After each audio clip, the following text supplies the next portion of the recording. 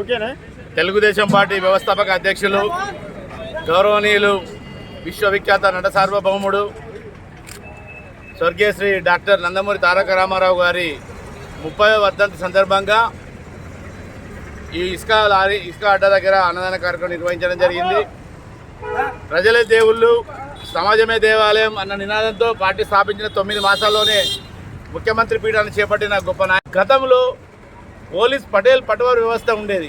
అన్నగారు పార్టీ పెట్టిన తర్వాత పోలీస్ పటేల్ పటవార్ వ్యవస్థ రద్దు చేసి మండల వ్యవస్థ తీసుకొచ్చి ప్రజల వద్దకు పాలించగలిగిన గొప్ప మహనీయుడు, మహానుభావుడు, యుగ పురుషుడు అన్న నందమూరి తారక రామారావు గారు.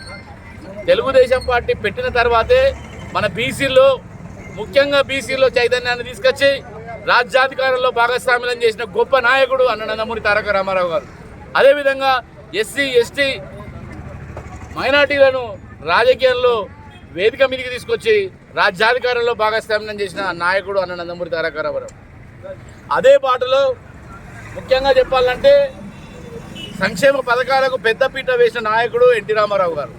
ఈరోజు తెలంగాణలో ఆస్తులకు పంపకాల మీద కుటుంబాల మధ్య గొడవ జరిగే పార్టీలు ఉన్నాయి. కానీ పేదవాడి గురించి పోరాటం చేసే పార్టీ ఏకైక పార్టీ తెలుగుదేశం పార్టీ. పేదవాడి వేదిక తెలుగుదేశం పార్టీ. కాబట్టి అన్నగారు మాకు నేర్పింది క్రమశిక్షణ. ప్రజల మధ్యలో ఉండాలి, ప్రజా సమస్యలు తెలుసుకోవాలి, నిరంతరం ప్రజలతో ఉండి వారికి సహకరిస్తూ ముందుకెళ్లాలని మాకు ఈ క్రమశిక్షణ ఇవన్నీ నేర్పింది అన్న నందమూరి తారక రామారావు గారు.